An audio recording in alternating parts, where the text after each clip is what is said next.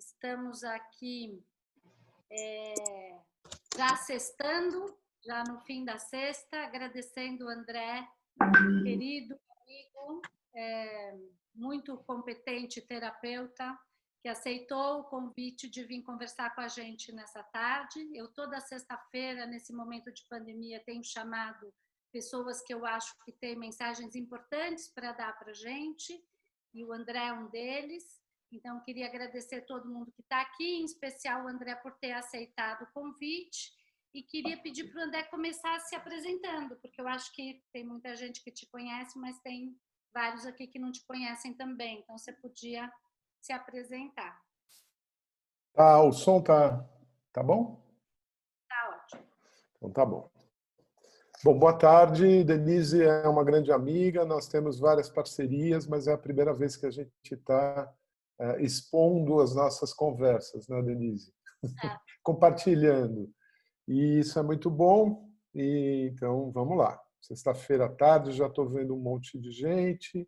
E eu sou psicólogo clínico, eu tenho essa experiência como psicólogo clínico há 30 anos. Então, é uma experiência diária, uma experiência constante com crianças e adolescentes. Na verdade, na minha clínica, eu vejo bebês, eu recebo bebês. Tem alguém com o som ligado. Eu recebo bebês, eu recebo crianças, adolescentes, jovens e as suas famílias. E essa longa experiência, ela dá para a gente uma visão em perspectiva do que pode estar acontecendo na vida das famílias, na vida das crianças, né, a cada década. E então a gente traz essa experiência da clínica, que é uma experiência subjetiva, individual, cada paciente, mas o fato dos pacientes estarem vivendo coisas e situações parecidas vai dando para a gente um olhar mais amplo sobre as próprias questões, né? Eu escrevi 2 livros, estou a caminho do terceiro. Denise, se você quiser mostrar a fotinho dos meus livros. Vou mostrar. O primeiro livro é de 2007, é um livro bastante atual ainda, e que fala sobre os bebês, os 3 primeiros anos de vida, as famílias, e todo esse estudo da neurociência, todo o estudo do cérebro, que se tornou possível a partir da década de 90. A gente pôde começar, teve equipamento para começar a observar o cérebro dos bebês, enfim, dos nossos também, vivos, em ação, né? E esse é um grande aporte que o que a gente chama hoje de neurociência trouxe, em especial olhar para que esse momento da vida, esse pequeno sujeito, ele já é e já pode ser considerado um sujeito, né? Então, acho que isso é bastante importante. O cérebro de um bebê é um cérebro extremamente ativo, e isso vai permanecer nos 3 primeiros anos de vida. E se a gente pensar bem, esse cérebro tem atividade comparada à de um adolescente prestando vestibular, né? E, na verdade, ele está observando e aprendendo. Então, acho que isso vai ser importante porque a gente vai falar hoje. Ele está aprendendo a partir da experiência motora, então o corpo, como a gente aprende com o corpo. Ele está aprendendo a partir da experiência do vínculo, então do vínculo afetivo, de cuidado e de permanência, né, que é outra questão importante do vínculo. E, enfim, então a gente pode pensar já em alguns aspectos do aprendizado humano que não são verbais, que não são formais e que são extremamente importantes. Meu próximo livro... Pode pôr a imagem aí. O meu próximo livro chama-se Mapas do Corpo, e ele é mais recente, é de 2017, eu acho. E ele fala de uma experiência que eu tive a partir do final dos anos 90, e que durou muito tempo. Foi uma experiência inicial de 10 anos numa escola particular de São Paulo e depois transferida para as outras escolas. Então, a minha entrada na educação está relatada nesse livro, que é um livro para pais e um livro para educadores, e fala desse desejo meu, ainda hoje, constante, de trazer o corpo para dentro da sala de aula, o corpo para a escola. Então, eu estou bastante feliz também, porque esse livro agora vai ser compartilhado numa plataforma para 200 mil professores da rede pública. Então, eu estou bastante contente com essa expansão do trabalho. Mas, assim, eu queria passar, então, para o tema de hoje, né? Que, óbvio, porque me interessa, parece ser um tema relevante, mas eu acho que ele é extremamente relevante. Ele faz sentido fora desse período que a gente está vivendo, faz sentido durante esse período crítico que a gente está vivendo, e espero que faça sentido para vocês no pós-confinamento que a gente está vivendo. Então, assim, eu não vou ficar e não vou falar do confinamento, que eu já falei em outras lives e que tem um monte de gente falando. O que eu estou ligando aqui são dois pontos que nem sempre são claros, que é o ingresso na escola e o mercado de trabalho. Né? Você fala assim, bom, mas dois pontos tão distantes, né? E até a gente vai ver que eu vou falar mais do ensino médio, dos adolescentes, mas, na verdade, a gente está criando um modelo que funciona para todos os pais pensarem, e as famílias, né, pensarem a respeito da decisão. E aí eu começo com essa realidade que hoje as famílias procuram uma escola para os filhos e já estão pensando tanto na inserção na faculdade, então você vai até na escola de educação infantil e a cabeça dos pais, das mães e das famílias já tem um olhar bastante distante, mas bastante comprometido com o ingresso na faculdade e com o ingresso no mercado de trabalho. Então, a gente falar sobre escola e mercado de trabalho me parece que não é uma coisa tão distante. Ao contrário, isso está embutido na busca das famílias e, claro, isso diz respeito a uma angústia grande dos pais, das mães, que é aquela da autonomia do filho e do futuro. Né? Quem tem filho... Isso começa logo no início, na educação assim, primária, já? O que você percebe é que é uma coisa já bem do início. Eu queria também já avisar todo mundo que quem for te tendo perguntas, pode escrevendo no chat, que a gente vai ter uma hora que a gente começa a fazer perguntas para o André. Então, eu vou mediar aqui as perguntas, vocês podem escrever aí no chat do Zoom, tá? Eu acho que, Denise, aqui, como eu te falei, a gente vai falar de um modelo mais global. Né? Cada família vai se aproximar desse modelo, ou menos, né? Ou muito, e vai se perceber dentro dessa enrascada, né, que a gente está. E, igualmente, as escolas. Quer dizer, a gente vai falar de um modelo, ou mais de um modelo, mas que algumas escolas vão caber mais ou menos. Né? Então, eu acho que tem já, por exemplo, uma cultura bastante importante, né, que eu falei das experiências de neurociência e tal, que é sobre educação infantil. Então, desde o ingresso do bebê, né, na escola, porque as crianças vão muito cedo para a escola, até os 6, 7 anos, a gente já tem, vamos dizer, embutido de alguma maneira, os pais já têm, a importância dessa fase, porque de fato é uma fase importantíssima na constituição do cérebro, né? E, portanto, do aprender.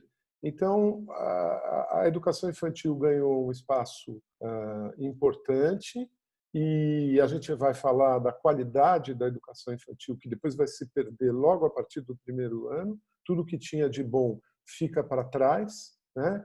Mas eu acredito que sim, eu acredito que que quando os pais levam, pode ser que os pais levem os filhos para uma escola do bairro, porque é mais fácil, porque é mais gostoso, porque, né? Mas assim, logo no ingresso do ensino fundamental, essa ideia da vida profissional, da faculdade, do futuro já está bastante marcada, disso eu não tenho dúvida, né? Assim.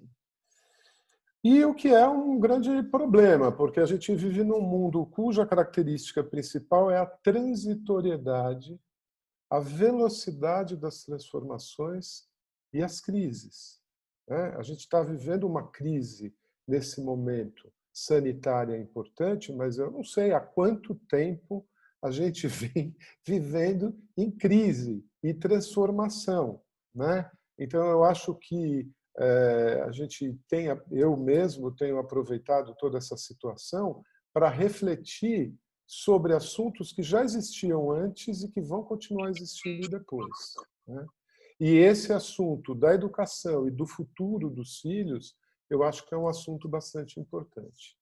Mas imaginando que os seus filhos vão passar 15, 16, 17 anos dentro de uma escola ou de mais escolas, naquilo que a gente chama de ensino formal, né, num período de estruturação muito importante da personalidade, da inteligência, da habilidade social, quer dizer, o ser humano termina, de alguma maneira, o seu crescimento por volta dos 20 anos.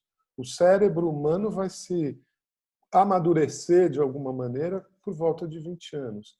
Então, é um período precioso e também uma aposta super difícil, porque você vai escolher uma escola, você vai pensar no futuro, né? Pode ser que no início você pense no presente, mas depois, progressivamente, a gente vai perdendo, eu pelo menos é o que eu observo, vai perdendo essa relação com o presente e fica mais forte essa com o futuro, né? Então, a ideia de hoje é esclarecer pontos, esclarecer, acho que geral, né? Esclarecer para a galera, né? Tanto para as famílias quanto para as escolas também. Eu acho que é importante que as escolas repensem, muito importante, né? E, enfim, a gente vai chegar lá. Mas, então, o que a gente está fazendo aqui? Porque eu e a Denise também, né? Porque a Denise é do mundo do trabalho, de uma maneira geral, né? Acho que você depois não se apresentou, porque também tem gente... Tem muita gente que não me conhece, então posso contar. Talvez seja bom nesse momento, né? Eu sou hoje conselheira de administração. Eu tenho uma carreira de 40 anos no que se chama mundo corporativo, que são o mundo das grandes empresas, das grandes corporações. Eu fui empreendedora durante a primeira parte da minha vida. Eu sou o que se chama de nativa digital. Eu sempre trabalhei no mundo digital. Eu trabalhei na IBM, no Citibank. Eu tive uma empresa por 8 anos que criou o que vocês hoje usam para acessar o banco, que se chama Home Banking. E depois eu fui sócia de grandes empresas multinacionais. Eu fui sócia da Accenture, da Bain Company, fui vice-presidente do Grupo Itaú.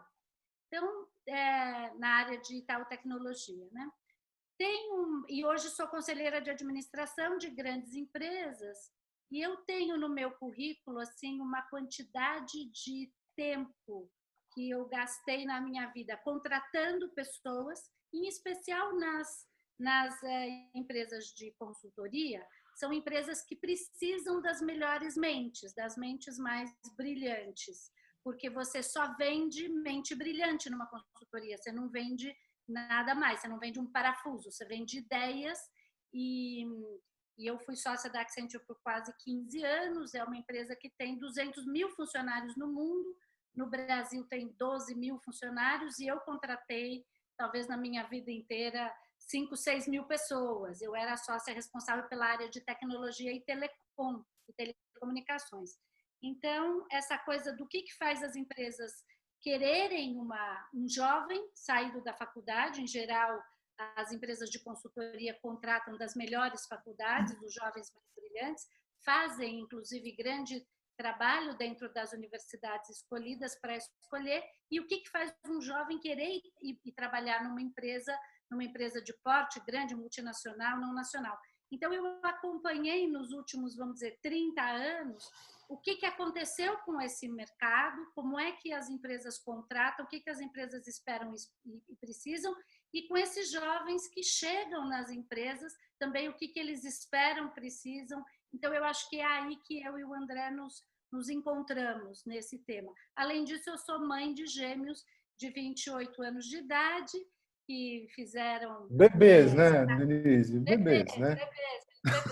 Eles são gêmeos, um engenheiro, outro arquiteto, se formaram, fizeram Santa Cruz a vida inteira, fizeram depois USP, um fez Poli, outro fez FAO, então eu também estou muito inserida dentro de casa, por causa deles, num grupo grande de jovens há muito tempo, né?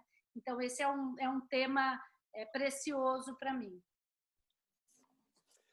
Bom, gente, escolher uma escola, em primeiro lugar, já não é uma tarefa fácil, imaginando que a gente está passando por etapas bastante diferenciadas do desenvolvimento, né? Você tem uma primeira infância, bom, sem contar o bebê, você tem primeira infância, o que a gente chama hoje de segunda infância, a puberdade, a adolescência e o jovem.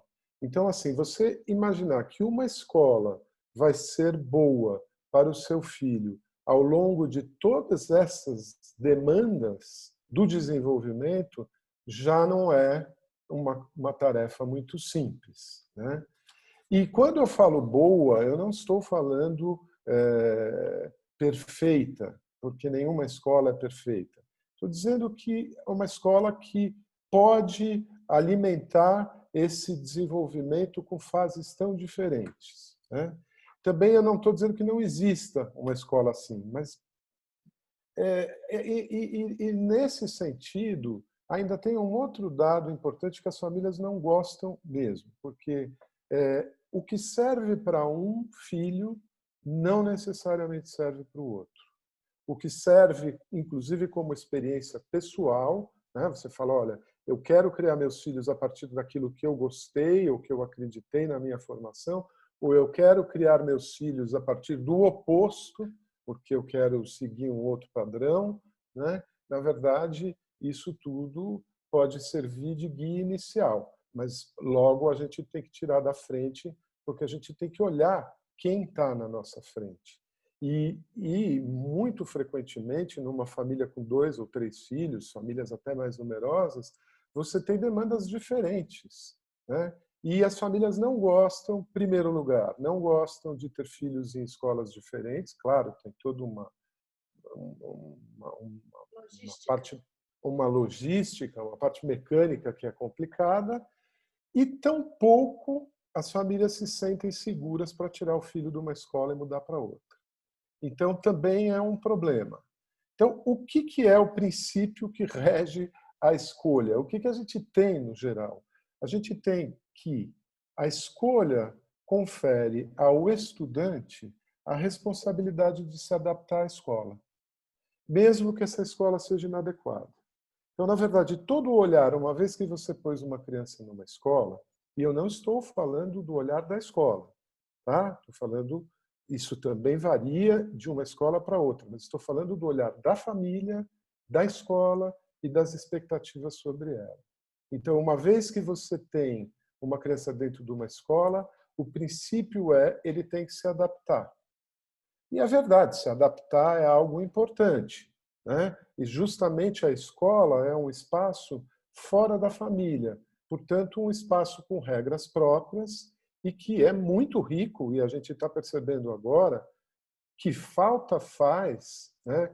Eu que vejo principalmente crianças pequenas, filhos únicos, dentro de casa com pai e mãe, que falta faz o grupo, o desejo do outro, né? O desejo de um grupo, as relações, né? Então, de fato, uma parte, sim, cabe ao aluno se adaptar à escola, mas outra parte importante seria que as escolas tivessem, vamos dizer, uma certa adaptação aos seus alunos, né? Não acho que é tanto isso, mas que a gente escolhesse escolas que fizessem sentido, né, para essas crianças. E é muito diferente entre um filho e outro, né? Eu Pode falar. queria começar a te fazer uma pergunta, mas eu queria te dar um depoimento nessa parte, porque eu estudei em escola pública a vida inteira e Uhum. depois fui para a universidade pública. E quando os meus filhos nasceram e tinham, sei lá, 5 anos, tinham que ir para a escola, eu tinha esse sonho de que as escolas Waldorf seriam a maravilha, a quinta maravilha do mundo, que era o que eu queria para mim e tal. E botei eles. Os meninos ficaram lá 30 dias e choravam todos os dias e odiavam. E eu fui obrigada a sair do meu sonho de escola Waldorf para entender que os meus filhos não tinham nada a ver com aquilo. Então, realmente, a gente tem um sonho, mas eu tive que ver que eles odiavam, eles me viam, eles agarravam na minha saia, eles queriam, era um horror. Então eu percebi que aquilo era um sonho para mim, não para... André, o que Então, você conta para gente sobre como é que está, então, a situação da educação no Brasil? Porque também escolher uma escola, além de tudo isso, eu também tenho que confessar que eu sou dessa mãe que acha que escola tem que ser no bairro, entendeu? Eu acho que criança não devia atravessar para ir 2 horas de carro para outro lugar. Então, eu tenho todos esses tiques aí que você tá descrevendo, conversa comigo, porque eu também coloquei na escola do bairro, claro, ah, olhando mas e depois... eu acho que é complexo, são vários fatores, mas a gente está olhando um fator que não é esse da praticidade, né? Assim, não é o único, esse também existe, né? Eu acho que assim, vou voltar a te falar, eu não vou falar de escolas específicas. Você até tocou na Waldorf agora, né? E eu, de alguma maneira, eu gosto de quase todas as escolas, né? E eu também fico muito bravo com as escolas, né? E os meus pacientes vão me contando as coisas e eu vou ficando nervoso, eu vou ficando bravo. E daí eu digo para eles que eu tenho que parar, porque aquilo não é a minha terapia, é a terapia deles, né? E eu começo a ficar desesperado, né? Então, eu acho que a gente poderia falar de uma maneira global, porque todas essas escolas têm qualidades, né? Eu estou querendo fazer um pouco melhor, mais a cabeça de todos, um pouco, para poder juntar esses elementos que eu vou contar agora. Mas eu só vou encerrar essa parte da adaptação que se espera do aluno, né, porque isso está muito na cabeça das famílias, e que está no nosso título da live, quer dizer, a ideia de moldar. Né? Essa é uma ideia muito antiga de moldar a criança. Né? E isso é uma ideia muito antiga, mas que, de alguma maneira, permanece entre nós. Né?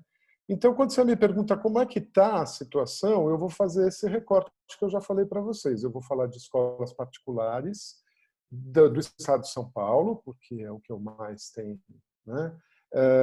Vou escolher o ensino médio, que são jovens entre 14 e 18 anos. Né? E, como eu já te falei, não vou falar de instituições específicas. O ensino público ele é de uma complexidade tão imensa, né? E eu tenho uma relação com isso, com essa área, mas, embora muitas das coisas que eu vou falar aqui acontecem na escola pública, a situação é muito mais difícil e tem outras variantes, então não vou falar da escola pública agora. Né? Então, assim, quem são os atores desse jogo? Né? A gente tem um mercado. Né? O número de escolas no estado de São Paulo e no Brasil, de uma maneira geral, o número de escolas particulares, se não dobrou,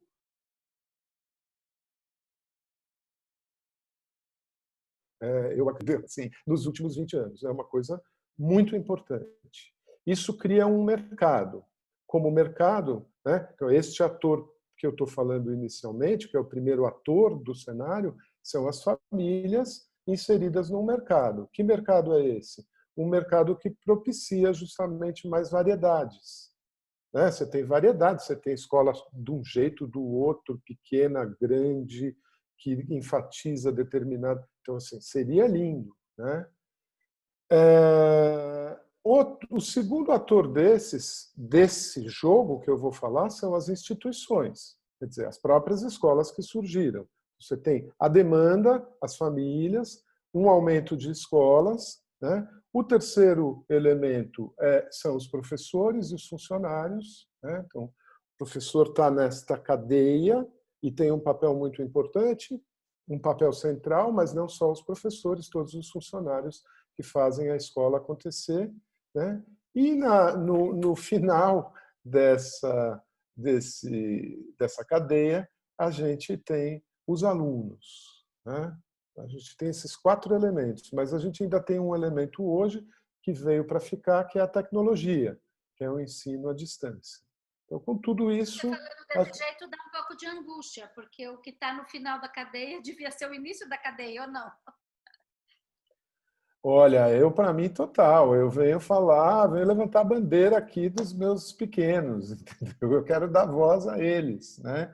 Certamente a gente vai ver que eles têm pouca voz, pouca voz. E isso, o fato deles não serem escutados, e não é escutado do jeito que a gente tem feito com as crianças. Você quer comer arroz ou peixinho? Você quer ir no clube ou no, né? Quer dizer assim, esse excesso que a gente tem hoje em dia de perguntas e de dar para as crianças, a elas, a responsabilidade de decidir o que elas querem, o que elas não querem, isso aí não tem nada a ver com o que eu estou falando.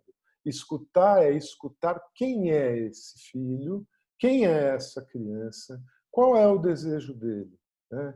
E aí a gente programa para falar de um jeito.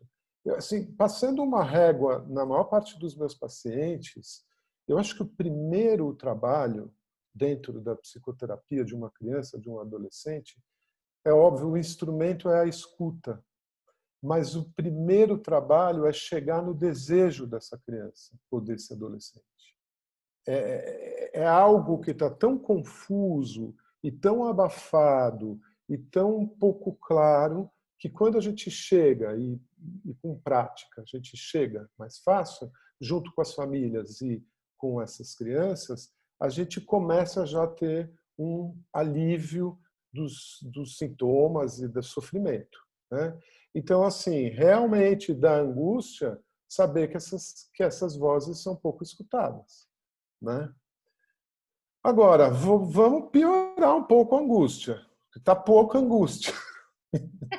Então, o que aconteceu? O que deveria ser um cardápio maior de escolas, de possibilidades, do meu ponto de vista, isso é o meu ponto de vista, mas não é infundado,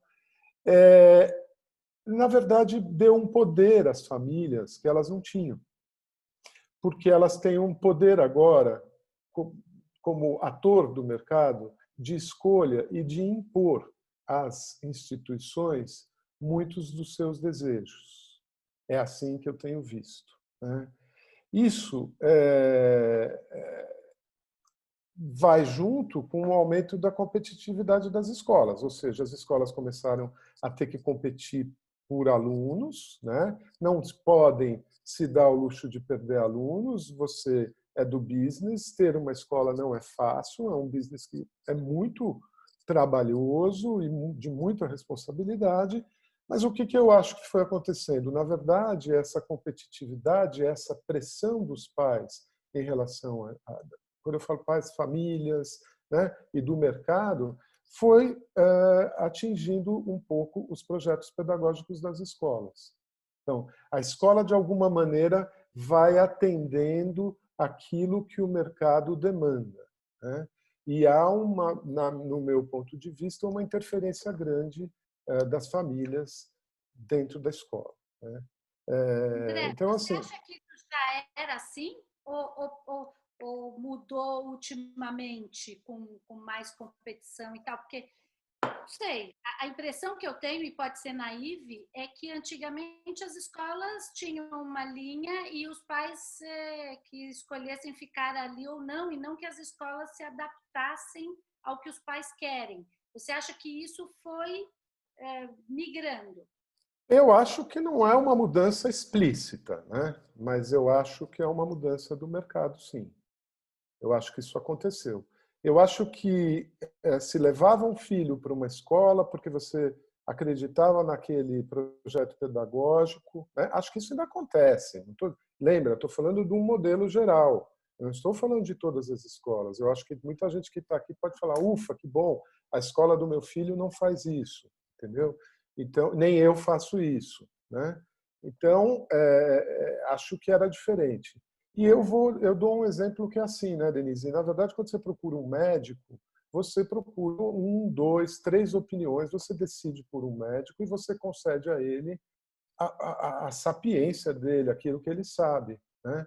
E nesse campo da pedagogia é um pouco que nem time de futebol, todo mundo tem opinião, todo mundo acha que sabe ou que o que é melhor para o próprio filho ou que já enxergou lá na frente, né? Então eu acho que sim, acontece isso e eu vou te dar alguns exemplos, né? Quer dizer, que significa grupo de WhatsApp de pais e mães? Eu acho uma coisa terrível, né? Eu acho uma coisa terrível, porque eu acho que é um tipo de conversa que não é franca e que não é aberta e que não poderia acontecer. Eu acho que é eticamente errado que os pais se comuniquem dessa maneira, né? E isso, claro, de novo a gente está falando em muita. Eu acho que vai ter gente que já vai desligar e sair da live agora, bravo comigo. Não, Gente, migrando essa é a minha opinião, tá certo?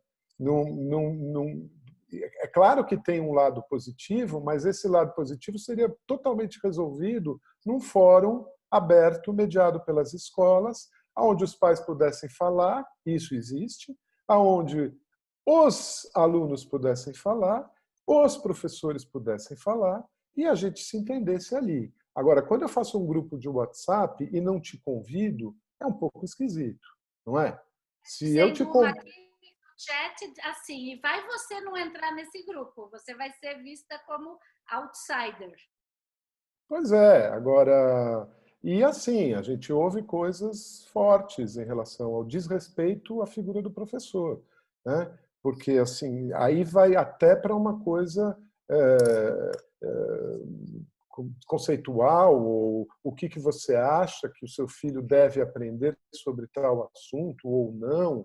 Então, tem interferências que podem chegar a interferências bastante graves, né? Que eu acho um desrespeito total, né? Eu acho que assim, professor erra e pode errar muito, muito, e os pais têm que entrar, vamos dizer, na defesa dos filhos em relação às coisas, mas não dessa forma que eu acho muito feia, muito deselegante, né? Além do que, tem sempre uma outra ideia importante, que se também, por outro lado, os professores ou a instituição abrissem espaço para ouvir os alunos, talvez os pais tivessem que interferir menos também, né? E isso resultaria em perfis interessantes para o atual mercado de trabalho, que a gente já vai chegar já já, né? Olha, eu vou dar um outro exemplo para vocês, e não é um, nem dois, nem três. Assim, com a situação da, do confinamento, assim, a gente escuta mais muitas reclamações das instituições, da pressão dos pais e das mães, e dos pais e dos pais, e das mães e das mães. A família também está se transformando, né? Então a gente vai para a palavra pais e depois eu tenho que me retomar aqui das famílias, né? A pressão das famílias para que os alunos tivessem a mesma quantidade de carga horária no ensino à distância, porque senão os pais gostariam de pagar menos a escola, né? Então, uma barganha que não faz o menor sentido, né? Porque não estou nem discutindo comercialmente. Comercialmente, eu deixaria para você intermediar essa discussão. Mas, assim, você não troca uma coisa pela outra. Você não pega 40 horas, ou 30 horas, ou 26, não sei a grade exatamente, né? E joga num ensino à distância, na frente da tela de um computador. É insano. Só que é o que está acontecendo. Eu vou te contar do outro lado. Tem empresas também antiquadas e antigas, porque também tem empresas e empresas, que agora todo mundo de home office, porque os escritórios estão fechados e tal. E aí eles contratam uma pessoa que ligam para os funcionários, só faz isso, liga para o funcionário o dia inteiro para saber se ele está trabalhando ou não está trabalhando e pede para que todo mundo trabalhe com a câmera aberta para ter certeza que eles estão na frente do computador. Ou seja, não entenderam nada do que é produtividade versus estar na frente de um computador. Então, eu acho que esse entendimento do que é trabalhar também tem ainda o Fordismo, né? Que é aquela coisa de idade quase média, onde diziam que você precisa ter cartão batido, esse horário e tal, que está muito longe do mundo da produtividade, da inovação e da criatividade. Então, eu acho que isso que você está descrevendo combina com esse tipo de empresa que bota a gente para telefonar e ver se os funcionários estão na frente da câmera.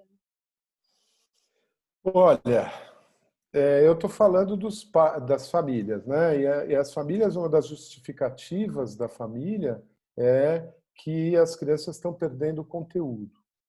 E que, assim, o pior, né? Lembra, a gente está falando de adolescentes, primeiro, segundo, terceiro ano do ensino médio, mas isso serve para o ensino fundamental também, porque eu também atendo crianças que estão sobrecarregadas. E um pouco da ideia das famílias é assim, bom, já que está com tempo livre, né?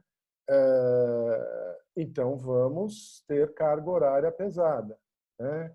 E aí eu pergunto assim, imagine para os adolescentes dentro de casa, mesmo para as crianças, que tempo livre?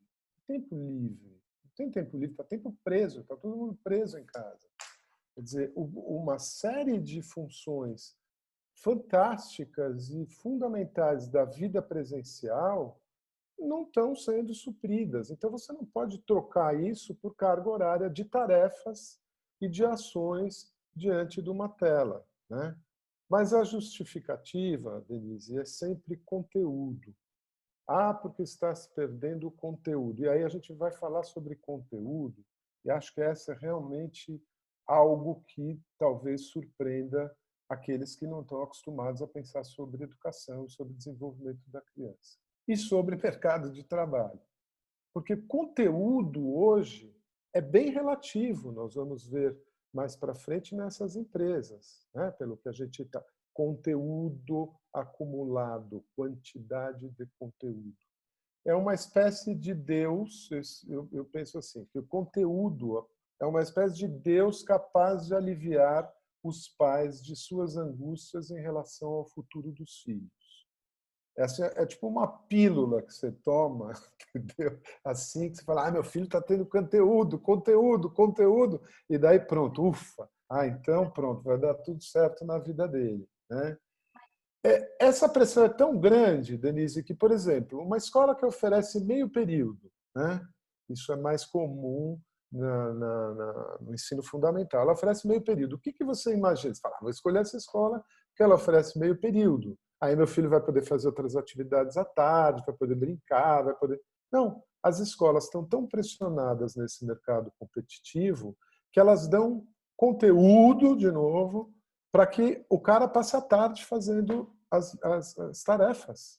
Então, uma pela outra, ninguém está querendo perder o mercado de alguma maneira, ninguém está querendo ficar atrás, e a régua disso é sempre a ideia, uma ideia importante, mas a ideia desse gargalo que é o Enem, que é o vestibular. Então, Olha, eu assim, vou te dar uma notícia, então. A má notícia é o seguinte: se tem um rei de conteúdo, se chama Google. Hoje, tudo que você precisar saber, e que você faz um Google e que está lá as respostas, porque tem tudo no Google, ele deveria ser completamente irrelevante de se dar aula, porque se o cara pode fazer Google, dentro das empresas a mesma coisa, quer dizer, você precisa de gente que pesquisa tudo que tem que pesquisar, mas o importante depois é a reflexão e o que você faz em cima disso, né? Então, tem muita empresa que já entendeu que o que está no Google não tem toda essa importância mais, porque a grande importância é o que a gente faz a partir do que está no Google, né? E eu, nesse teu exemplo, eu lembrei agora, meus filhos foram pacientes, e são até hoje, vou te dizer, com 28 anos de idade, do Dr. Leonardo Posternak, que é um pediatra aqui do Alto de Pinheiros, do bairro. E quando ele tratou os meninos desde que eles nasceram, ele me falou assim: Denise, você pode fazer o que você quiser com teus filhos, escolhe e tal. Você não pode duas coisas. Eles não podem andar de andador, e isso me deixava desesperada quando eu era pequeno. E depois, quando eles entrarem na escola, eles não podem ir em escola de período integral. Eles têm que ficar meio período com eles mesmos, com as coisas deles. Então, essas são as tuas duas obrigatoriedades. O resto tudo, nunca vi ninguém morrer de mãe. Você vai fazer tudo certo. Porque quando a gente tem filho, tem muita angústia.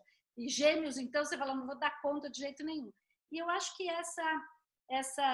esse pedido do Dr. Leonardo deve ter feito os meus filhos mais felizes, porque eu era uma mãe muito, muito, muito ocupada. A tendência das mães ocupadas é quererem que os filhos fiquem ocupados, mas eu tinha um acordo com ele de que a ocupada era eu e os meninos tinham que ter um espaço. Então, essa coisa do meio período me lembrou o Dr. Leonardo. Mas o Google era o que eu queria te comentar. Uhum. Mas o que acontece é que a gente está falando aqui é de acúmulo de conteúdo, né? Que parece que assim, o esforço, né? 50 exercícios que poderiam ser 6, sei lá, né? E enfim, e a gente, eu vou seguir, né? O segundo ator dessa história são os professores, né? E aí eu fico pensando naquela cadeia alimentar, assim, aquela imagem, né?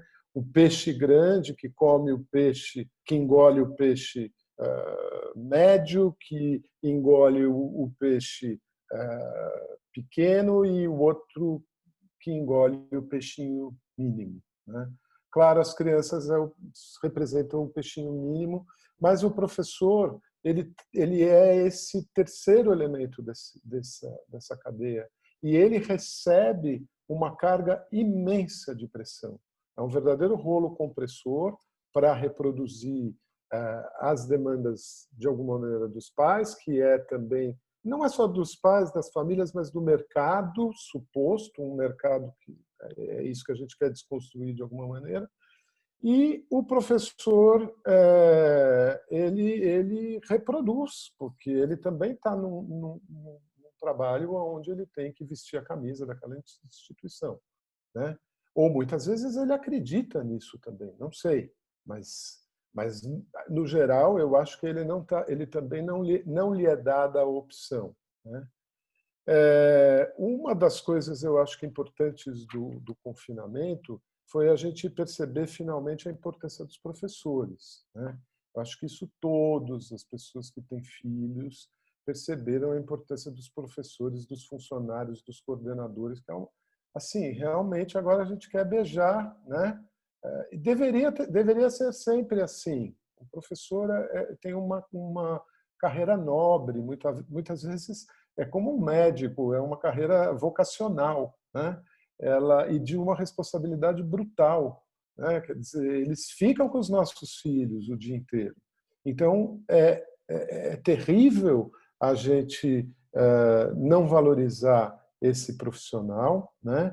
E também deixá-lo solto numa cadeia desenfreada de pressão, né?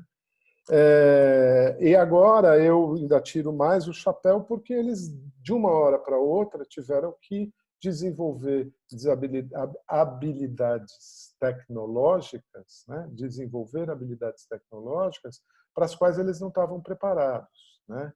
Não tinham a prática de falar aqui sem ver o rosto das outras pessoas, ou de se expor, ou de expor a própria casa.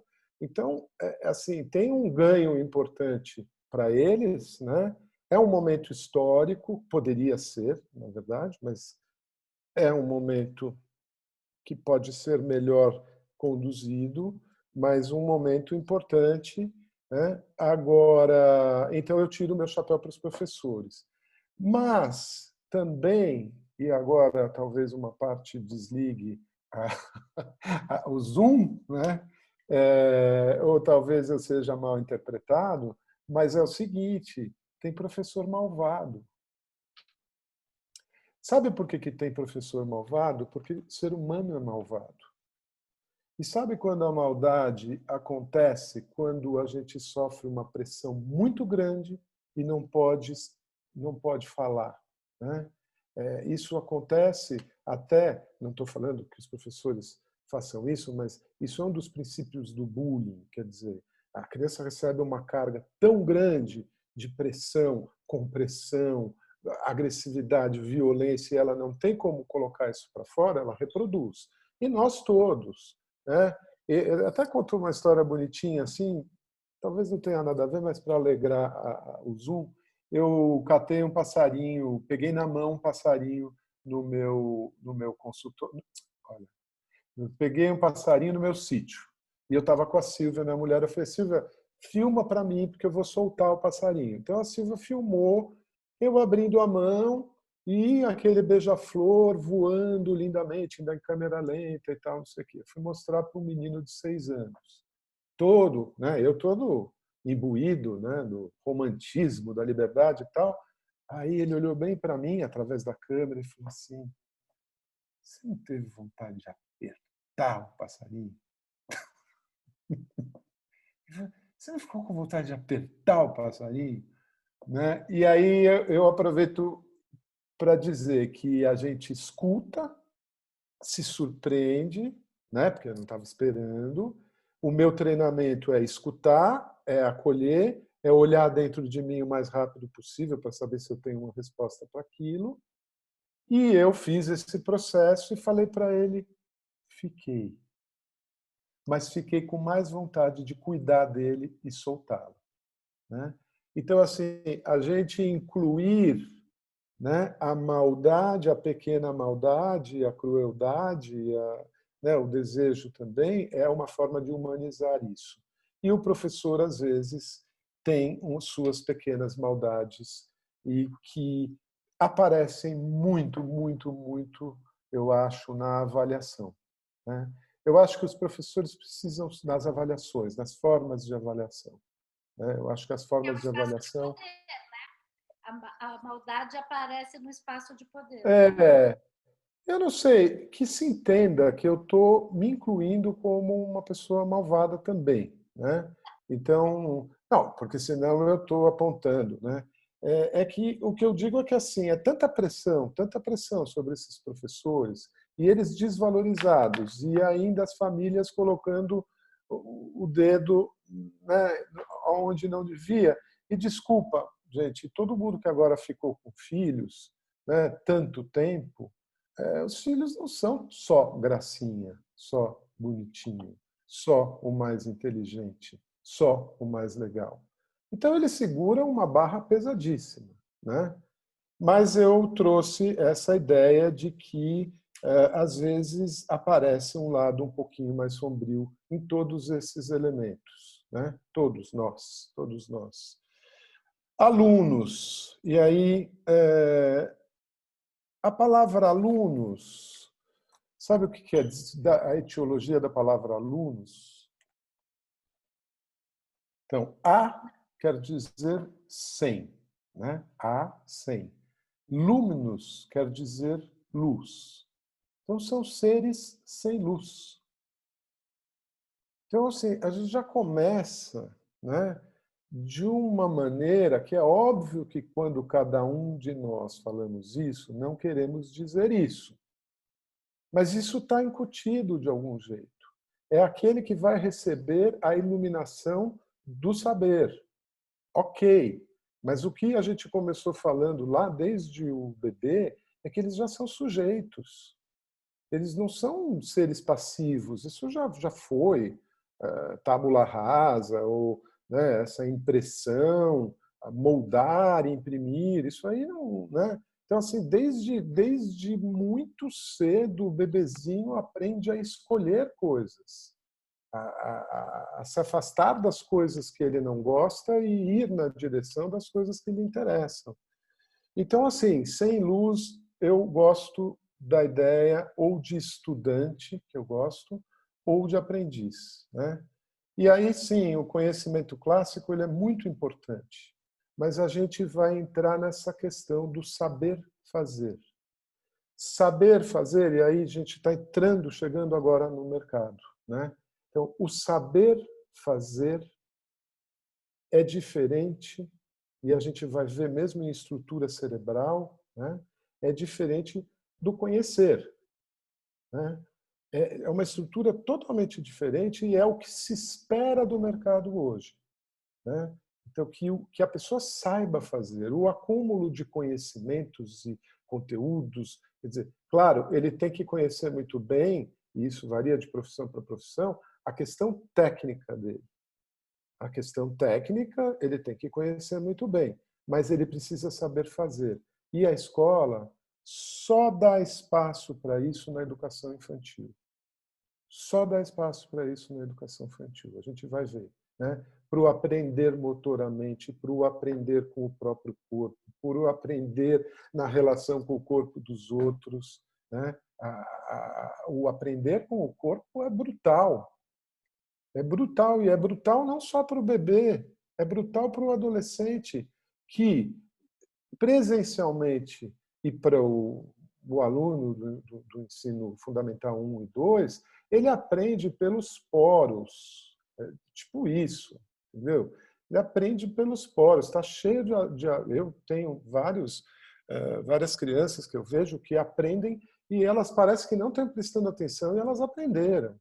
Elas aprendem por muitos lugares, elas aprendem olhando os outros aprenderem. Nós vamos ver isso nas empresas também. Então, tem toda uma função importantíssima do aprendizado que está ligado à expressão do corpo, à relação com o próprio corpo, à relação com o corpo do outro. E outra, o corpo absolutamente desprezado a partir do...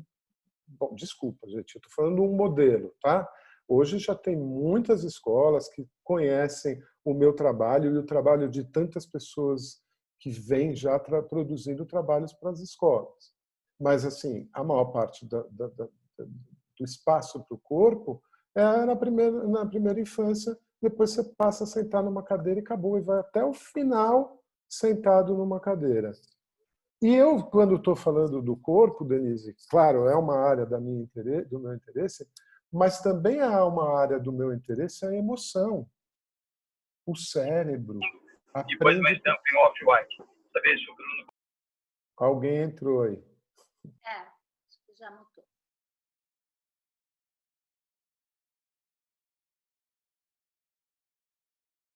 André?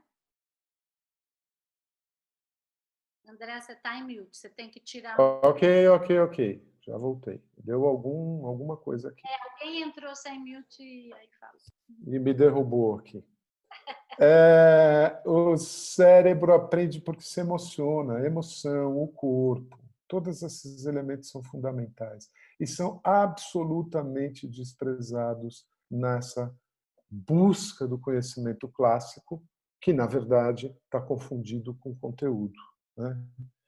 Então, eu queria agora, então, para a gente fazer uma mudança mesmo de plano, para depois voltar para isso, quer dizer assim, o que a gente hoje espera, e a Denise, eu vou te falar, mas assim, o que a gente espera de profissionais hoje nas empresas? Criatividade, capacidade de inventar soluções, simplificar processos, capacidade de inovação, incluindo aí o erro, porque ninguém inova sem errar. Um olhar para as outras empresas é muito importante. Isso está nos fundamentos das grandes empresas todas inovadoras, né? Então, assim, sim, um olhar para o outro, né? Eu posso aprender com a empresa do outro, eu posso aprender muito, eu não preciso inventar a lâmpada, né? Então, poder olhar para a experiência do outro e trazer para si. Abertura, flexibilidade, flexibilidade, né?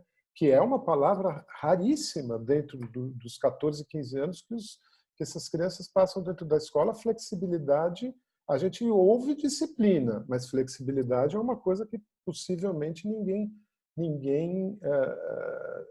e vem cá, e não estou falando só das escolas, tá? Estou falando das famílias, né?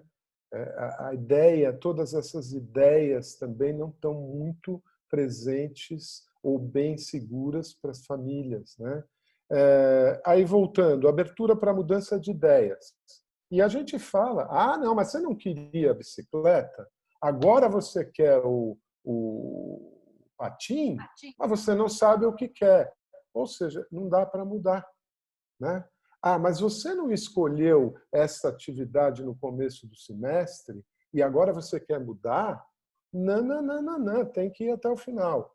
Óbvio que a persistência também é super importante, né? Mas eu estou dizendo como é mais difícil ler esses desejos das crianças e saber o que é importante e o que não é. Aonde a gente deve imprimir padrões e onde a gente deve mudar, ser um pouco mais flexível, abrir para novas ideias, né? A questão da velocidade ainda é algo importante nas empresas, a velocidade de tomada de decisões. Isto é um perfil importantíssimo. Mas o que isto inclui? O risco de erro. É um risco contabilizado. Mas o cara não pode ficar esperando 2 anos para tomar uma decisão. Ele tem que calcular os riscos profissionais daquela decisão e tomar o mais rápido possível. Essa decisão depende de um estado emocional, de um aprendizado, de saber fazer isso, de ter coragem de arriscar, de ter coragem de errar. As famílias me dizem, mas ele não faz porque ele... Gente, eu não estou imitando família, tá? Eu me dou muito bem com as famílias e é só assim que eu consigo trabalhar, porque eu trabalho com criança, então não tem jeito. Mas é comum o discurso, quando chega no início de um trabalho, dizer assim, ele não suporta frustração, ele não suporta errar. Então é um trabalho importante que a gente tem que fazer com essa criança. E sorte dessas famílias e dessas crianças de virem para uma terapia. Aliás, eu acho uma sorte, uma oportunidade. Eu acho que terapia é oportunidade. Por quê? Porque outro perfil importante dentro do mercado de trabalho é saber lidar com crise, é aceitar o próprio erro e saber lidar com crise. Então, se a gente não sabe lidar com crise, sorte daqueles que vêm para o consultório porque, de alguma maneira, espernearam, criaram tanta dificuldade para as famílias que elas vêm pedir ajuda. E aí começa um processo de saber lidar com problemas.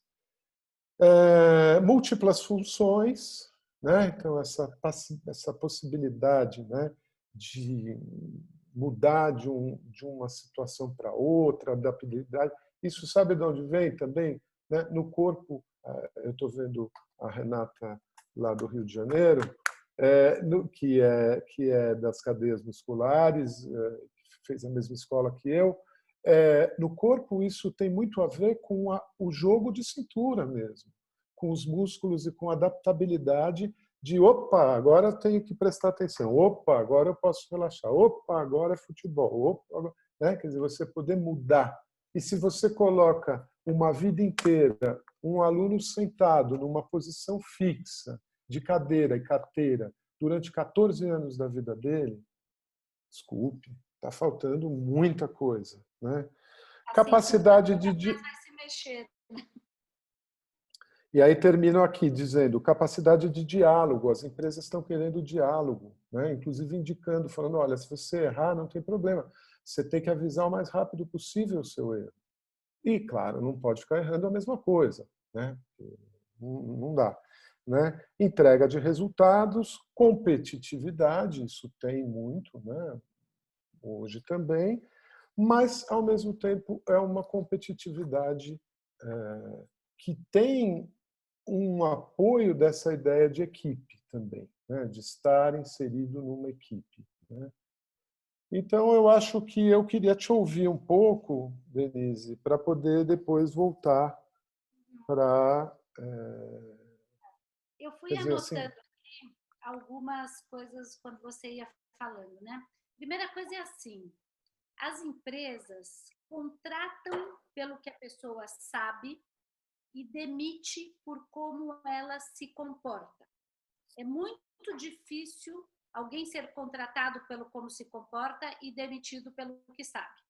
Então, é importante saber, mas também é muito importante todo esse comportamento. E aí tem todas essas coisas que você falou, que nas empresas de ponta são vistas.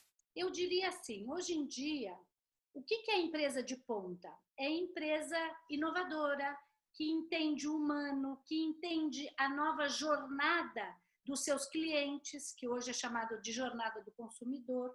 E as empresas muito chatas, muito rígidas e muito tradicionais, eu tenho dito isso já há alguns anos, elas vão acabar. Não é porque elas vão acabar por falta de cliente, elas vão acabar por falta de gente competente que queira trabalhar lá.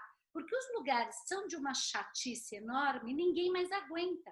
Aí as pessoas vêm me dizer, não, porque os millennials, porque os mais jovens já não são mais como a gente, já não aguentam mais como a gente aguentava, que a gente entrava numa empresa, passava 30 anos lá, aguentava todos os perrengues, engolia tudo, sim, ficava doente e morria. Então, os millennials, graças a Deus, não aguentam mais isso. E tem muita gente no alto escalão reclamando. E toda vez que eu ouço reclamando, eu digo, olha, presta atenção, se você vai no cinema e dorme, a culpa não é sua, a culpa é do filme, tá certo? Então, se os caras não estão querendo trabalhar lá, tem alguma coisa que está errada. Por outro lado, como é que você olha que uma empresa tem grande chance de perenidade, de crescimento e de fazer lucro? São as empresas que têm uma fila de the best and the brightest querendo trabalhar lá. Eu não sei bem traduzir isso para português, mas eu vou explicar. Quer dizer, the best são as pessoas que realmente sabem executar bem. E a gente precisa nas empresas das pessoas que executam bem. Mas também precisa do the brightest, que são as pessoas que às vezes são até ruins de executar, mas são grandes e têm grandes ideias inovadoras. E saber trabalhar em equipe, the best and the brightest, é muito legal. Então, as empresas inovadoras, elas realmente estão fazendo uma contratação muito diferente do que eram as contratações anteriores. Posso dizer para vocês que a hora que eu comecei a trabalhar, no início lá dos meus 20 anos, se fazia teste de psicotécnico, teste de não sei o quê, mas teste de conteúdo. Hoje é uma dinâmica completamente diferente. As empresas olham a tua adaptabilidade, porque o que vai ser conteúdo relevante daqui a 5 anos? A gente não faz a mínima ideia. Mas a gente sabe que as pessoas que se adaptam rápido, que têm sede de aprender, que sabem trabalhar em equipe, que sabem girar bem no seu ecossistema, vão se sair bem. Não sei se vocês sabem, mas no Vale do Silício tem um ecossistema enorme de startups. Quem sai das faculdades dali, normalmente não quer ir trabalhar numa empresa como funcionário, quer criar a sua própria empresa. O próprio jeito do Vale funcionar, os cafés, as conversas, as universidades, as empresas que estão ali em volta, estimulam muito essa parte de empreendedorismo nas pessoas. E talvez seja dos lugares no mundo, assim como Israel também, de grande referência de gente empreendedora. E também tem bancos que injetam dinheiro nessas empresas, nesses startups e nesses jovens. E é interessante ver que os bancos estão muito dispostos a injetar dinheiro nas startups que já faliram 2 ou 3 vezes. Porque ele diz, é com o erro que se aprende. Então, quem está fazendo pela primeira vez provavelmente vai queimar o meu dinheiro. Mas quem já errou 2, 3 vezes e faliu 2, 3 vezes, provavelmente vai saber, pelo menos algumas coisas já aprendeu. Então, essas são frases que nas empresas hoje estão muito comuns. Quem daqui estiver me ouvindo e trabalha em empresa, já devem ter ouvido isso várias vezes, que é errar rápido, trabalhar em equipe, entender o teu ecossistema. Essa coisa do ecossistema virou fundamental. Quer dizer, como é que você aporta valor? Não é mais sozinho. As empresas não podem mais trabalhar no comando e controle. Eu tenho um chefe que manda, o outro abaixa a cabeça, vai e executa. Então, quando você treina e quando você dá este ambiente, os jovens podem ser mais felizes. Mas aqueles que não tiverem treinados para este ambiente, provavelmente não vão ser muito bem sucedidos, pelo menos no início. Talvez eles aprendam rapidamente depois também. Mas se não tiver cintura nenhuma, porque ficou 14 anos sentado e não mexeu na cintura, vai ser mais difícil, né? Eu me Então, lembro Denise, assim, são 14 anos sentado e 14 anos respondendo o que uma resposta de fora, né? O que se não é uma resposta pessoal, uma resposta do que é esperado, né? E que todos têm que responder da mesma maneira. Então isso é muito grave, né? Só para te dar uma noção aí, um exemplo, né? Hoje tem um problema seríssimo para muitas escolas dizendo que os alunos estão colando, né? E aí a gente, bom, estão colando, claro, porque agora a culpa não é deles que eles estão colando, né? Então aí tem, vamos dizer, dois modelos. Eu vou usar um modelo, vou usar outro modelo, né? Tem um modelo de uma escola, por acaso até do Rio de Janeiro, aonde o diretor chamou todos, pais, crianças, e tudo, falou: olha, o negócio é o seguinte, cada um é responsável pelo seu histórico acadêmico. Vocês estão no primeiro, no segundo, no terceiro ano do ensino médio, a escola não vai se preocupar. A escola vai tomar de vocês o que vocês derem para a escola. Tornou esses alunos parceiros, né? Tornou-os parceiros. Não jogou a responsabilidade deles de um problema que não é deles, porque não foram eles que inventaram a pandemia, né? E essa inabilidade de uso da tecnologia, né? Mas isso seria muito simples de resolver, né? E aí aqui que também outras escolas que acusam, ameaçam, falam que tem dispositivos para poder controlar, que dão menos tempo de prova para o aluno não ter tempo de colar, ou seja, um paternalismo, um adversário, coloca o outro logo como adversário, né?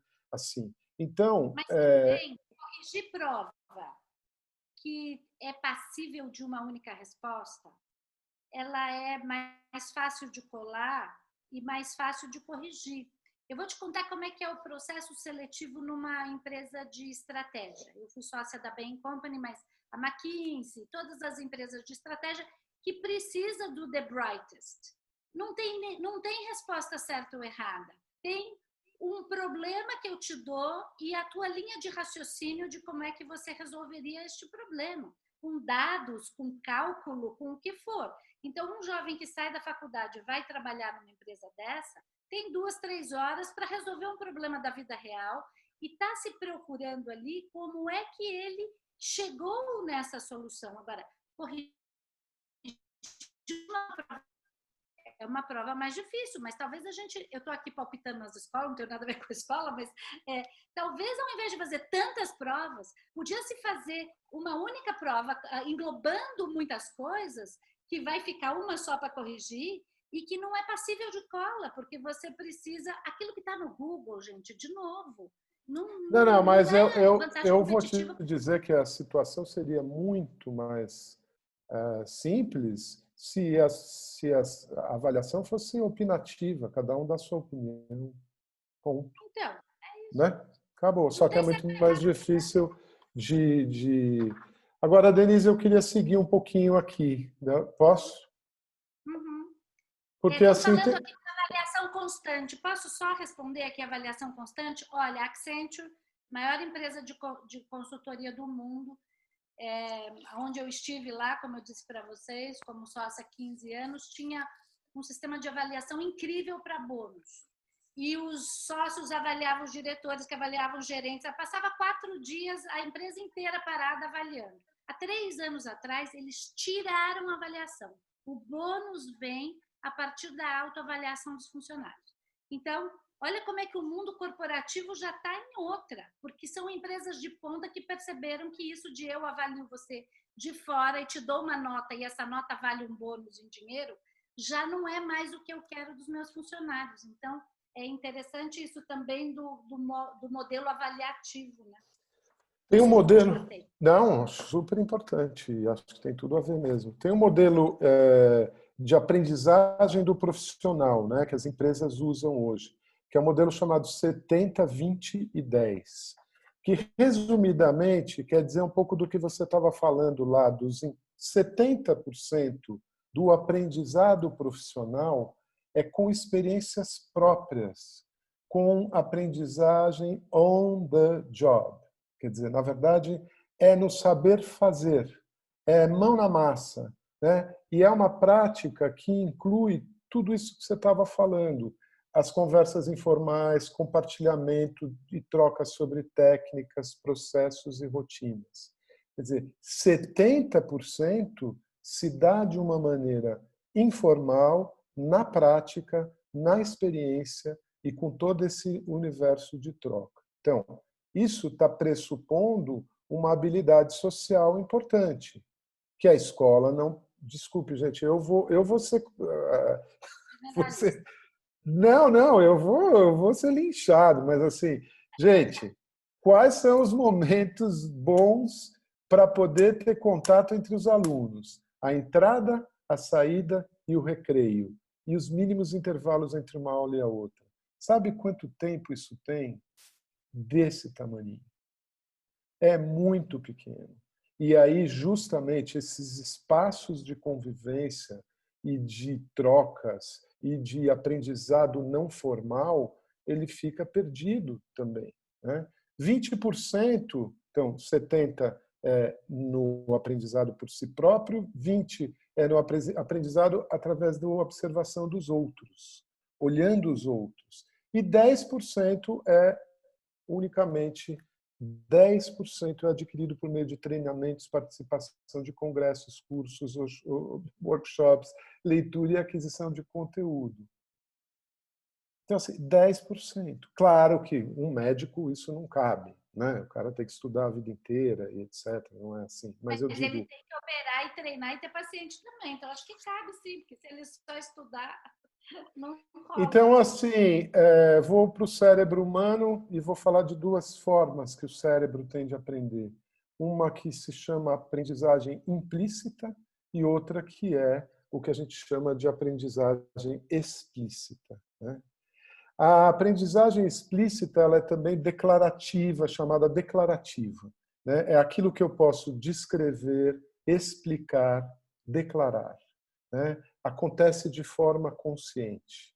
Então, é tudo aquilo que eu aprendo e que eu posso explicar e que eu posso explicar para o outro, criar metodologias, etc. E ela é consciente, né? Portanto, tem um processo racional importante nessa forma de aprendizado. Alguém está falando, André, a escola não é um reflexo... É um reflexo das famílias? Mas com certeza, com certeza. Era o início da tua cadeia alimentar, né? Na verdade, eu gostaria que esse discurso funcionasse mais para puxar a orelha das famílias do que das escolas. A escola tem um trabalho nobilíssimo, né? E essa pressão do mercado, ela vem do mercado. Então, eu puxaria mais a orelha das famílias mesmo. A aprendizagem implícita, ela é inconsciente. É, por exemplo, andar de bicicleta. Certo? E, assim, aquilo que você aprende, que você não tem como explicar para o outro, senão a partir da experiência, né? Da experiência direta e também compartilhada, né? Então, o que a gente vê? Na escola, a gente tem a educação infantil, que dá espaço para essa aprendizado implícito, dançar, correr, pintar, ouvir música, produzir música, conhecer o próprio corpo, se relacionar com os outros, rolar no chão, fazer teatro, fazer...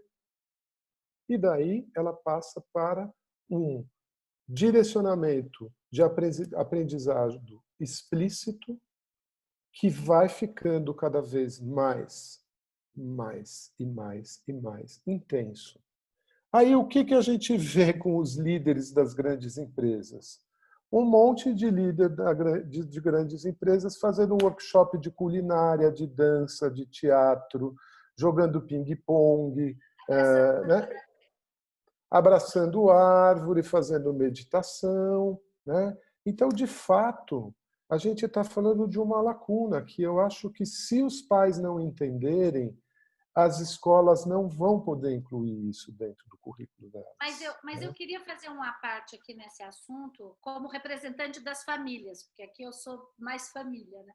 Então, imagina, a gente como família, trabalhando num lugar, porre, num cubículo, numa super pressão, para fazer o que precisa fazer. Então, as empresas antigas pressionando os pais. Os pais chegam em casa e acham que aquele é o modelo que precisa chegar para os filhos. Então, uma das coisas que eu sugeriria para as famílias e para os pais seria estudar essas empresas mais avançadas e mais de ponta, porque eu acho que isso tiraria uma grande angústia também, que é o que é que eu estou preparando meu filho para ir para onde? Porque se eu acho que aquele é onde é a minha experiência do que é uma empresa, então essas coisas se casam. Mas na hora que eu entender que esse onde é uma nova empresa que está se formando e as empresas chatas não vão ter mais espaço, eu estou chamando de chata aqui, essa pesada e exigente e mais tradicional e mais burra, eu acho. Eu acho que para as famílias seria muito interessante sair da sua experiência própria e ir estudar o que são os jobs do futuro, as empresas do futuro, porque isso daria um certo alívio, entendeu? Que é um pouco do que a gente está fazendo aqui hoje, né? Não sei se está saindo bom, mas é o que a gente está fazendo. A gente está tentando. Está tentando. Mas Olha quem está no só. mercado de trabalho, quem está no mercado de trabalho como pais, tem chance de ir conhecer essas outras escolas. Eu me lembro quando meus filhos estavam na faculdade, a gente juntou um grupo de 30 amigos, eu acho que a filha da Márcia estava junto também, e eu levei eles para visitar várias empresas legais. Empresas de consultoria, empresas de banco de investimento, que é o que eles tinham na cabeça, mas eu levei eles para conhecer o Google, eu levei eles para conhecer indústria, levei eles para conhecer... Então, para também abrir esse leque, que o mundo para ganhar dinheiro não é só consultoria e banco de investimento, não é? Que tem outras coisas que acontecem. Eu acho que os pais também poderiam ir conhecer os Googles, os Facebooks, os Twitters. Aliás, eu entrevistei a CEO do Twitter semana passada, está lá no meu site, quem quiser assistir, onde ela conta, ela fala, eu tenho 1000 funcionários aqui, de verdade, 10 respondem para mim, os outros 990 eu tenho que fazer gerenciamento por influência. E são todos milênios, então a minha vida não é fácil. Então, olha como é que tem outros modelos, né? Sim, sem dúvida. Eu não sei, a gente está, acho que, chegando no fim. Eu vou cortar aqui alguns temas. Olha, nós temos mais uns 10 minutos. Normalmente a gente faz isso entre 1h30, mas também é assim, se deixar a gente fica o dia inteiro, né? Não, também, né? Eu Temos mais acho uns 10 que, minutos. 5 assim, a 10. acho que algumas coisas a gente já falou, né? Assim, dessa forma de aprender. Eu acho que você podia mostrar só as duas imagens que tem, né? Uhum. Porque eu vou passar rapidinho por isso. A gente falou de aprendizagem implícita, aprendizagem explícita, né? Agora eu vou falar de uma forma de linguagem. Essa é uma forma de linguagem autoritária, o desenho da minha professora da Bélgica, Godelieve, e é uma forma muito utilizada, né? Uma forma autoritária e de uma via só, né? Assim, muitos... Bom, enfim, vamos seguir. E a próxima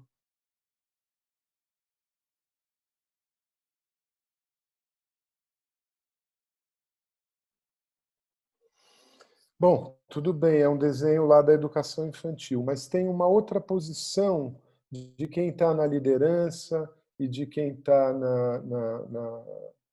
no comando, né?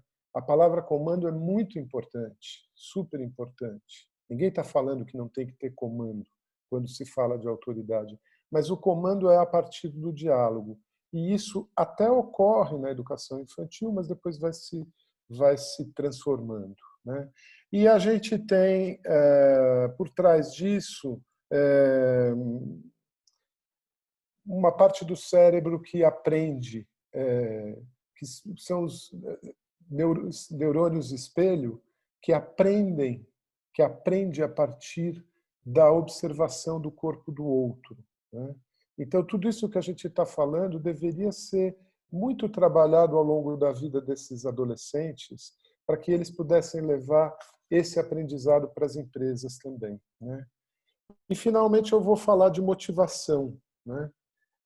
A criatividade, que se espera tanto hoje no mundo profissional, ela é composta de dois elementos, né? Um elemento que é a motivação, né? O desejo de criar, algo novo, e o outro elemento é a coragem, né? Sem coragem e sem motivação não há criatividade, não há inovação. A coragem implica no erro, como a gente já falou. Agora, eu queria terminar falando que há um outro modelo de escolas também que a gente olha muito para a Finlândia e para etc, etc. Quer dizer, a nossa realidade é completamente diversa disso, mas aonde a motivação impera, né? A criança só estuda aquilo que ela deseja, só estuda aquilo que lhe interessa, só estuda através de projetos que são do seu interesse. Então, eu acho muito interessante esse aspecto, esse modelo, né? Mas eu acho que se a gente caísse nesse modelo, como oposição ao modelo autoritário e tradicional que eu descrevi até agora, a gente talvez caísse em também profissionais que não soubessem se adaptar àquilo que não é exatamente o que eles desejam, né? Simples. Eu gostaria de ter uma galeria de arte, mas eu, na verdade, tenho uma mecânica né, uma oficina mecânica. Então, eu tenho que saber trabalhar também quando o desejo meu não está presente, né? Então, eu acho que a gente precisa tomar cuidado com isso, né? Quer dizer, precisamos aprender sim com os finlandeses, precisamos de todas essas escolas novas que estão vindo, mas também precisamos que as escolas tradicionais possam manter a sua pedagogia e ouvir tudo isso que a gente está falando. E eu termino fazendo agora termino mesmo, a diferença entre desejo e necessidade, né? Que é algo que a gente trabalha muito no consultório e que precisa ensinar muito os pais, né? Como eu falei para vocês, o que mais eu busco num primeiro momento é qual é o desejo mais profundo dessa pessoa. E mesmo às vezes essa pessoa está tão deprimida, essa pessoa pode ter 5 anos, 6, 8, 12, 15. Ela está tão deprimida, ela está tão submersa que ela nem reconhece o próprio desejo. Então a gente busca que desejo é esse, comunica aos pais qual é o desejo, tenta. O desejo muda, o desejo não é uma coisa única, começa de um jeito, vai para o outro. Por isso a gente acompanha aquela família, aquela criança por um tempo, né? Mas há essa confusão muito materialista de que necessidade e desejo são coisas, né? Ah, mas por que você quer uma bicicleta azul? Você já tem um patinete, sei lá, né? Assim. E às vezes naquela bicicleta azul, eu estou falando de coisas materiais, mas eu estou falando também de desejos imaginários, vontades, sonhos mesmo, sonhos irrealizáveis, né? Às vezes. E que a gente tem que dar força, que a gente tem que ouvir, que a gente tem que acolher na criança, né? Por quê? A gente segue muito pela linha da necessidade. Ah, você já tem tudo, você já tem uma série de coisas, Você nunca está satisfeito? Olha que bom nunca estar satisfeito para as empresas. Uma pessoa que nunca fica satisfeita é super bem colocada, né, do que aquela que fica satisfeita com qualquer coisa, né? E aí a gente chega no terceiro ano, né? Um ano, infelizmente, um ano onde esses jovens, eu sinto muito por eles, deveriam estar festejando o final de um ciclo, fazendo as baladas, saindo para despedir dos amigos, tendo as experiências deles, as viagens de fim de ano, e estão confinados em casa, perdendo um terceiro ano, um momento super importante de também se despedir de uma coisa que a gente está olhando os defeitos, mas é cheia de qualidades, né? E mesmo aqueles que detestam a escola, que não gostam, vão reconhecer nesse momento a importância da escola na vida deles, né? Só que é um momento onde você fala para ele, olha, escolha a sua profissão. E aí ele tem que usar esta questão do desejo. E esta questão do desejo, desde o comecinho lá, está confundida com o desejo dos pais. Muitas vezes é o desejo dos pais. E porque ele não achou o próprio desejo ao longo da vida, ele acaba, inclusive, com uma forma de agradecimento para esses pais, ou de, né, por terem feito tudo por ele. Acho que filho não tem que agradecer. É um prazer para os pais poderem doar e criar os filhos, né? Não tem que agradecer nada, mas fica um pouco essa coisa que o desejo da pessoa nunca é muito clarificado, ela tem que escolher uma profissão, entrar numa faculdade, se mistura com o desejo da família. Então, a minha ideia é que os filhos, que a gente não só deixe na mão das escolas, porque tudo o que eu falei aqui pode ser feito dentro da família. É dentro da família que essa mudança tem que acontecer. E vale o estudo da música, o estudo da dança, o estudo da pintura. As famílias brasileiras acham que é ruim a educação artística, acham que é menor, não são muito afeitas. E aí isso é super importante como perfil, né? E desenvolver-se artisticamente não quer dizer virar um artista, quer dizer lidar com o planejamento, com coragem, enfim. Termino dizendo isso. Exatamente. Termino dizendo isso, agradeço. Eu queria te fazer uma pergunta ainda que tem a ver com a pandemia e com isso agora do pós, André. Você acha, está todo mundo falando no novo normal, vocês devem ter ouvido isso em todos os lugares. Você acha que o fato de estarmos com essa chance das famílias com seus filhos em casa, dessa nova maneira de estudar, você acha que tem melhora as chances das famílias refletirem e junto com as escolas ouvirem os alunos e irem para um outro patamar? Você é otimista ou você é pessimista nesse assunto de que isso também se acelera na exponencial com a crise, com a pandemia? Aproveito antes do André responder, pedir para todo mundo pegar aí um drinkzinho se quiserem, um copo de vinho ou de suco ou o que for, porque a hora que o André terminar de responder, nós vamos conhecer o lado artístico do André. Selecionei umas músicas que ele canta, que é uma coisa que vocês não sabem, e nós vamos tocar aqui uma musiquinha cantada pelo André, para vocês conhecerem o outro lado do cérebro dele, que é o cérebro cantor. Mas nós vamos fazer, então, o nosso fechamento de happy hour. Mas você acha que nesse novo normal a gente vai voltar o velho esquema ou nós temos chance de melhoria aí? Olha, eu acho que muita coisa vai se ganhar, né? Acho que teve muitos ganhos aí de autoconhecimento, de um maior tempo junto entre as famílias, que eu escrevi outros artigos a respeito, continuo acreditando. Acho que nós estamos no limite, é verdade, né? E não chegamos ao fim, né? Mas eu acho que tem ganho, sim, de poder ter mais tempo, de justamente estar menos distraído com a vida. Somos todos muito distraídos, né, com o nosso trabalho, com os nossos amigos, estou dizendo adultos, né? Nosso trabalho, nossos amigos, com o celular, né, não são eles que estão viciados em celular, somos nós também, né?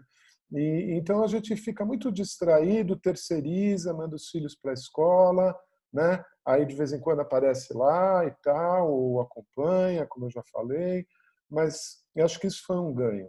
O ensino à distância já era para estar acontecendo, de certa forma, né? E tem muitas coisas legais nisso, assim como o home office tem, e já estava implantado em muitas empresas, e isso já é uma aceleração, né? Eu acho que enquanto a gente tiver... E acho que assim, essas grandes empresas, como falou você, também vão começar a selecionar novos profissionais. Então, também a gente vai ter um desejo de estar inserido lá. Então, vai mudar desta forma também, né? Agora, eu sou super favorável à transformação, senão não seria psicoterapeuta, né? Acredito totalmente na transformação. Mas eu acredito também que a gente, quando está numa crise, tem uma tendência enorme de querer voltar para o padrão anterior. Então, se a gente aproveitar bem essa situação que não está fácil, né, acho que a gente vai caminhar para uma transformação, tanto nós quanto as crianças, etc. Se a gente não fizer o trabalho direito, a gente vai querer voltar para a mesma vida, igualzinho. Eu acho que não vai mudar nada, vai mudar pouca coisa. A não ser essas coisas mais importantes mesmo. Mas eu sou otimista, sempre acho... Eu ouvi uma que eu achei engraçada, que é assim, ó, só vai voltar para o normal quem já era normal. Não tenho muita expectativa sobre mim. Eu achei ótimo. Muito bom! Então, agora eu vou apresentar para vocês Maria. A minha seleção de cantor. O que vocês acham? Oh, meu Deus do céu! Não é demais? Olha só.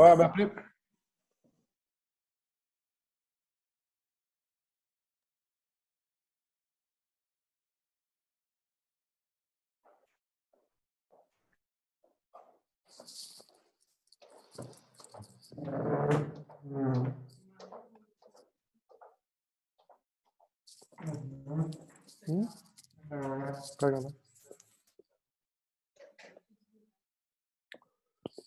Tá indo aí, Denise? Espera aí, já vai. Agora vai.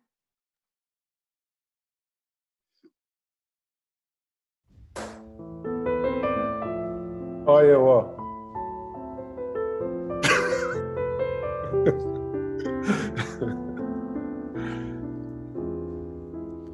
Now you say you're lonely. You've cried the whole night through. Well, you can cry me a river, cry me a river. I cry the river over you. Now you say you're sorry for being so untrue. Well, you can cry me a river, cry me a river. I cry the river over you. You nearly drove me out of my head. Well, it never shed a tear. I remember all that you said. Told me love was too plebeian. Told me you were true with me. And now you say you love me. Now just to prove you do? Well, you can cry me a river, cry me a river. I cry the river over you.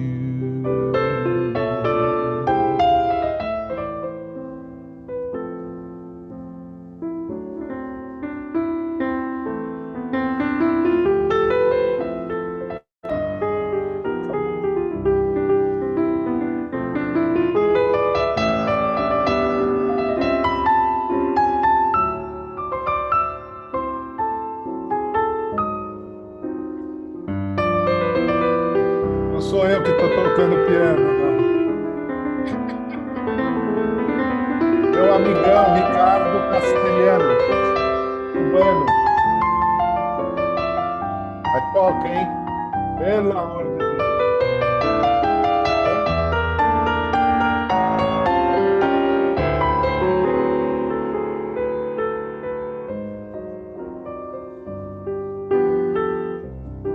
Piano maravilhoso. You drove Ricardo me, Castelhano. nearly drove me out of my head, while we never shed a tear. I remember all that you said, told me love was too plebeian, told me you were true with me, and now you say you love me. Well, just to prove that you do, why don't you cry me a river, cry me a river, I cry the river over you.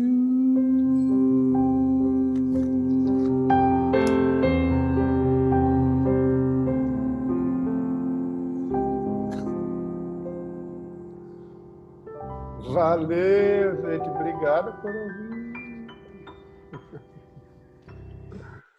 Adorei, né? Que eu ganhei público de... Muito bom, muito bom. Muito bom, gente. Obrigado pelo... Super felizes de ter vocês aqui. Obrigada, André. Que conversa delícia. Todo mundo aqui perguntando se vai ficar gravado. Vai ficar gravado. A Paulinha está com vontade de dançar, eu também. Vamos nessa, né, gente? É isso aí.